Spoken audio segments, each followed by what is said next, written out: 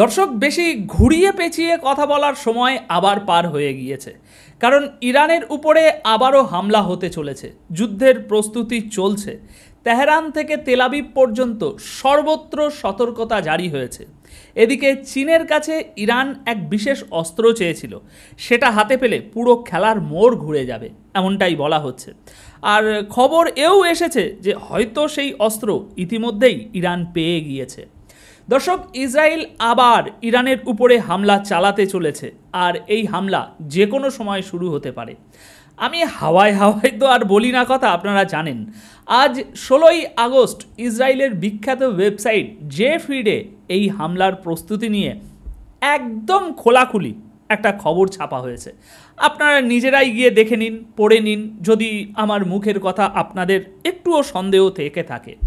দর্শক, এই খবরের পর এখন এতে আর কোনো সন্দেহ থাকে না যে নেতানিয়াহুর যুদ্ধ পিপাসা গোটা মধ্যপ্রাচ্যকে আবারও একবার বিপদের মুখে ঠেলে দিতে চলেছে। এখন এই খবর প্রকাশ্যে আসার পর ইরানও উচ্চ সতর্কতায় আছে। দেশটিতে প্রস্তুতি চলছে, আর সেই প্রস্তুতি যথেষ্ট বড় সড়ো ভাই। এখন আসুন এই ইসরায়েলি ওয়েবসাইটের খবরের সূত্র ধরে বিষয়টা আমরা একটু বিস্তারিতভাবে বোঝার চেষ্টা করি যে কি হতে চলেছে। দর্শক, আজ 16ই আগস্ট ইসরায়েলের নামকরা নিউজ ওয়েবসাইট জে ফিডে ছাপা এই রিপোর্টে গোটা মধ্যপ্রাচ্যকে কাঁপিয়ে দিয়েছে। আর এই রিপোর্টে স্পষ্ট করে লেখা হয়েছে আইডিএফ মানে ইসরায়েলের সেনাবাহিনী আবারও ইরানের উপরে হামলার প্রস্তুতি নিচ্ছে। অর্থাৎ এখন প্রশ্ন আর এটা না যে হবে কি হবে না, প্রশ্ন হলো ভাই কবে হবে। হামলা হবেই, শুধু নির্দিষ্ট তারিখটা কেউ জানে না, এটা যে কোনো সময় শুরু হতে পারে। তবে এর সঙ্গে একটা ডিটেলও সামনে এসেছে এই খবরের সঙ্গে। হামলার সম্ভাব্য সময়ে প্রায় আন্দাজ একটা দেওয়া হয়েছে এখানে। দর্শক, ইসরায়েলের হোম ফ্রন্ট কমান্ডের রেস্কিউ ব্রিগেডিয়ার কমান্ডার জেনারেল শেলোমি ওয়াইনেটকে দেওয়া এক সাক্ষাৎকারে বলেছেন, এখনও পর্যন্ত ভয়ঙ্কর সেই পরিস্থিতি বাস্তব হয়নি, কিন্তু আমরা ইরানের সঙ্গে পরবর্তী রাউন্ডের প্রস্তুতি নিচ্ছি। আর এই হামলা যে কোনো সময় হঠাৎ করেই হতে পারে। আমরা স্বাভাবিকের চেয়েও অনেক বেশি হাই অ্যালার্টে আছি। দর্শক, শুনলেন তো? এই কথাগুলো কিন্তু যে কেউ একটা এলেমেলে কেউ বলেনি। এই কথাগুলো কিন্তু আইডিএফের হোম ফ্রন্ট কমান্ডের রেস্কিউ ব্রিগেডিয়ার কমান্ডারের মুখ থেকেই বেরিয়েছে। এখন বলুন তো, এসব শোনার পরও কি অস্বীকার করা যায় যে ইসরায়েল আবার একটা বড়সড় হামলার প্রস্তুতি নিচ্ছে না? হয়তো জুনে হওয়া মানে যে সিজফায়ার হয়েছে, সেই জুনে হওয়া যুদ্ধবিরতি ছিল শুধু বোমা বারুদ আর অস্ত্র মজুত করার একটা সময় কিনে নেওয়ার কৌশল। ইসরায়েলিদের কৌশল তো আপনারা জানেন, তাই না? ইসরায়েলের আসল উদ্দেশ্য তো ভাই ইরানকে ধ্বংস করা, তাই না? কিন্তু এটা তো আর কোনো সহজ কাজ নয়, তাই না?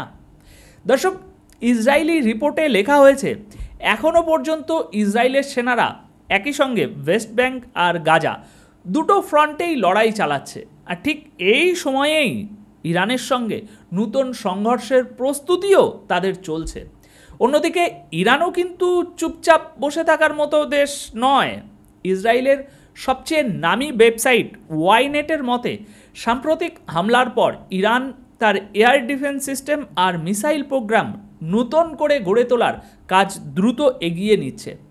ওয়েস্টের গোয়েন্দা সূত্রগুলো বলছে ইরান চীনের সঙ্গে নিরন্তর যোগাযোগ করছে advance surface to surface missile technology পাওয়ার জন্য।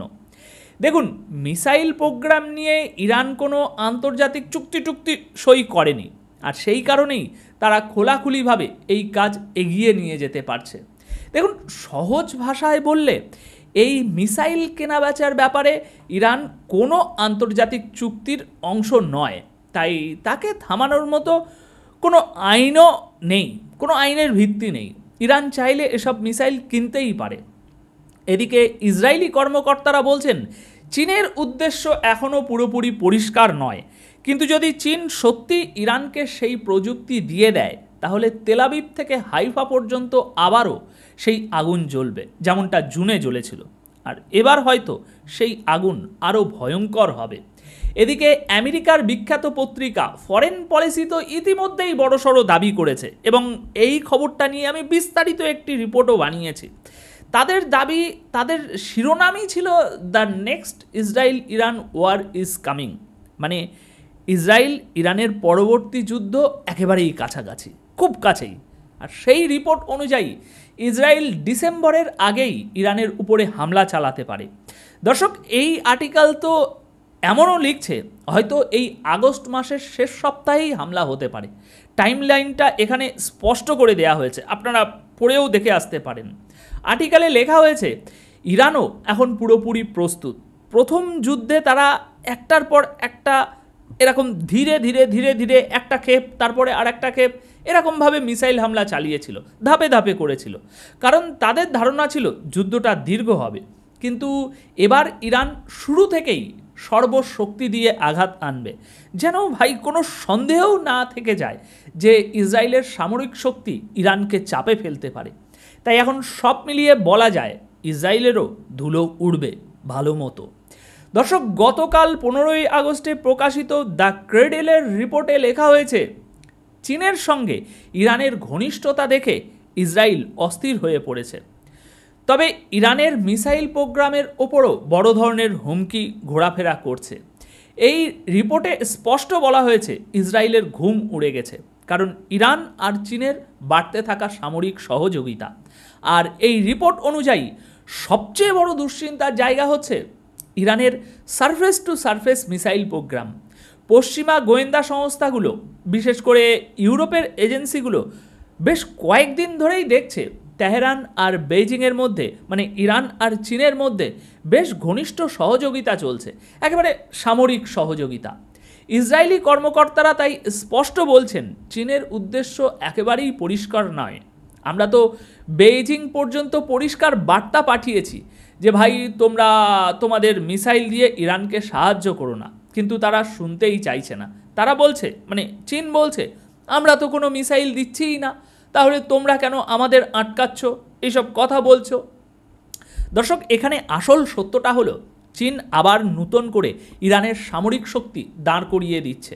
চীন ইরানকে সমর্থন করছে, কারণ ভাই ওদের নিজেদেরও ইরানের সঙ্গে অনেক স্বার্থ জড়িত আছে। আর এখানেই শেষ নয়, জুলাইয়ের শেষ দিকে আমেরিকায় ইসরায়েলের রাষ্ট্রদূত, মানে ইসরায়েলের অ্যাম্বাসাডার মাইকেল হাজার্ক, তিনিও সতর্ক করেছিলেন। তিনি কি বলেছিলেন? তিনি বলেছিলেন ইরান চীনের এই মিসাইল বন্ধুত্ব আমাদের জন্য ভীষণ চিন্তার কারণ। মানে আমেরিকায় বসে বসে তিনি এই সম্পর্ক থেকে দুশ্চিন্তায় ভুগছেন। এদিকে দর্শক, মিডল ইস্ট আইয়ের রিপোর্টে আরও এগিয়ে লেখা হয়েছে যে 12 দিনের যুদ্ধের পর চীন ইরানকে সারফেস টু এয়ার মিসাইলের ব্যাটারি পর্যন্ত দিয়ে দিয়েছে। আর এর বদলে তেহরান চীনের কাছে তেলের চালান পাঠিয়ে পেমেন্ট করেছে। মানে ইসরায়েলের তেল বার করতে গিয়ে ইরান নিজের তেল দিয়ে দিয়েছে চীনকে, আর চীন দিয়েছে মিসাইল। তাই দর্শক, এখন পরিস্থিতি আবার গরম হয়ে উঠেছে। ইসরায়েলের প্রতিরক্ষা মন্ত্রী ইসরায়েল কাটজ স্পষ্ট জানিয়ে দিয়েছেন যে সেনাবাহিনীকে এনফোর্সমেন্ট প্ল্যানের কাজ শুরু করার নির্দেশ দেওয়া হয়েছে, যাতে ইরানের পারমাণবিক ও মিসাইল প্রোগ্রাম থামানো যায়। কিন্তু ইরানও এর জবাব দিয়েছে, তারা তাদের নিউক্লিয়ার এনরিচমেন্ট আর পারমাণবিক শক্তির কর্মসূচি থেকে এক কদমও পিছবে না। তাদের সোজা সাপটা বার্তা, যদি যুদ্ধ চাই তাহলে এগিয়ে এসো। তো দর্শক, আপাতত এই প্রতিবেদনে আপনাদের জন্য এতটুকুই তথ্য আনতে পেরেছিলাম। এখন এই প্রতিবেদন সম্বন্ধে, আসন্ন ইসরায়েল ইরান যুদ্ধের সম্বন্ধে, যেটা হবে কি হবে না এই সন্দেহ নেই, কবে হবে এটাই প্রশ্ন। এই বিষয়ে আপনাদের মতামত কি, আগামীতে কি হতে পারে, কমেন্ট বক্সে আপনার রায় অবশ্যই রেখে যাবেন। ধন্যবাদ আপনাদের সকলকে।